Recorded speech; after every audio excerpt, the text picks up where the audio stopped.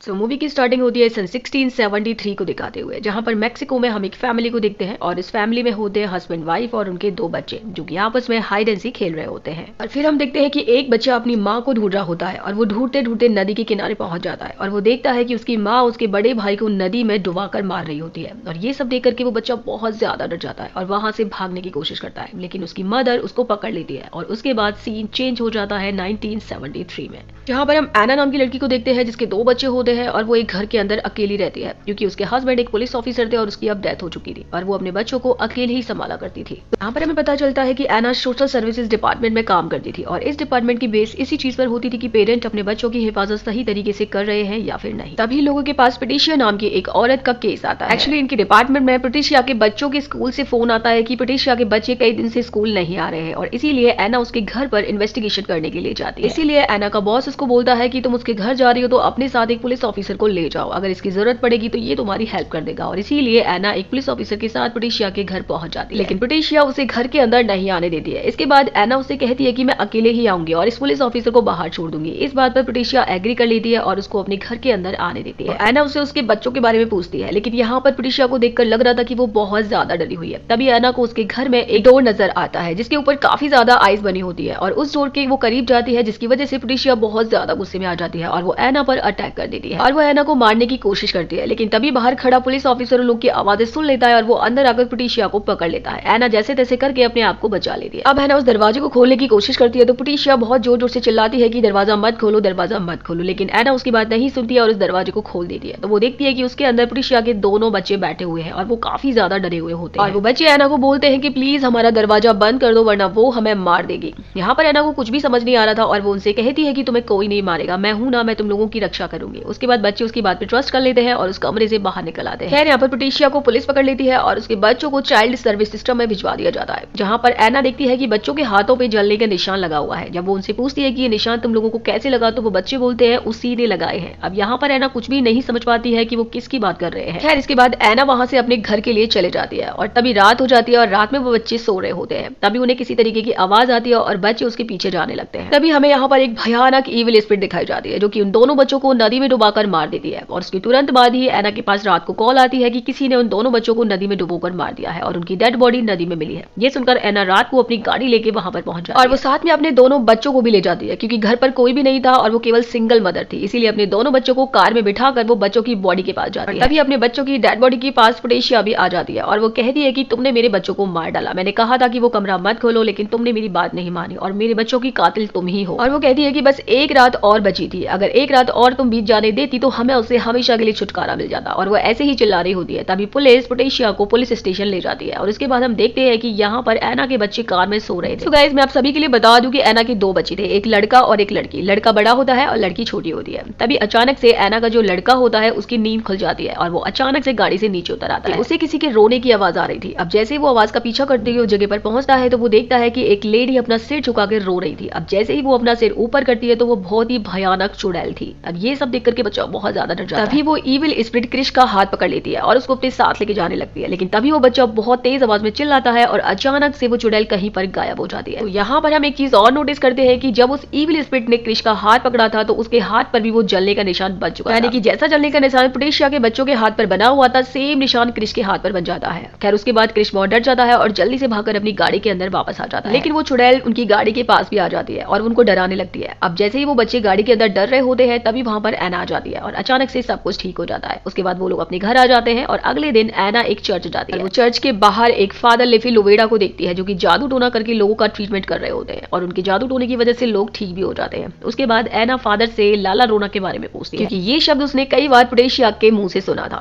उसके बाद चर्च के फादर उसे लाला रोना की पूरी स्टोरी बता देते हैं। इसी के साथ हमारा सीन शिफ्ट हो जाता है एना के घर पर, जहां पर हम देखते हैं कि एना की बेटी घर में खेल रही होती है। तभी वहां पर लाला रोना आ जाती है, यानी कि वो ईविल स्पिरिट आ जाती है और वो उसकी बच्ची का भी हाथ पकड़ लेती है, जिसकी वजह से उसके हाथ पर भी जले के निशान बन जाते हैं। खैर उसके थोड़ी देर के बाद एना घर आ जाती है और वो देखती है कि उसकी बच्ची बहुत ज्यादा डरी हुई है और बच्ची के हाथ पर भी जले हुए के निशान उसको दिखाई देते हैं और वो पूछती है तो उसकी बच्ची यहाँ पर झूठ बोल देती है। वो कहती है कि वो जल गई थी। और यहाँ पर हम एक और डिटेक्टिव को देखते हैं जो कि ऐना के हस्बैंड का दोस्त होता है और वो ऐना के घर आ जाता है और ऐना को बताता है कि पुलिस वालों को पुटेशिया पर शक है कि उसने ही अपने बच्चों को मारा है। लेकिन पुटेशिया के घर वालों का कहना था कि उस रात तो पुटेशिया चर्च में प्रे कर रही थी और इसी के बाद वो ऐना को पुटेशिया के केस की फाइल दे देता है ताकि वो पुटेशिया के बारे में और जान सके। थोड़ी देर के बाद हम देखते हैं कि ऐना पुटेशिया की फाइल को पढ़ रही होती है, लेकिन तभी वहां पर उसे कुछ आहट महसूस होती है और वो जाकर देखती है तो उसे अपना बेटा क्रिश दिखाई देता है जो कि नींद में चल रहा होता है और अचानक से घर का दरवाजा पूरा का पूरा खुल जाता है और हवा आने लगती है। ऐना को ऐसा लग रहा था कि कोई उसके घर के अंदर घुस आया है और ऐना अपने बच्चों को सुला देती है और वो अपनी बेटी के पास आती है तो वो देखती है कि पुटेशिया की फाइल के सारे पेजेस जमीन पर बिखरे हुए पड़े हैं। उसको महसूस होता है कि इस घर में उन तीनों के अलावा कोई और भी है। अब वो इस बारे में सोच ही रही होती है कि तभी उसे अपनी बेटी के कमरे में वो ईविल स्पिरिट दिखाई देती है। अब जैसे ही वो उसकी तरफ बढ़ती है तो वो ईविल स्पिरिट उसकी बेटी के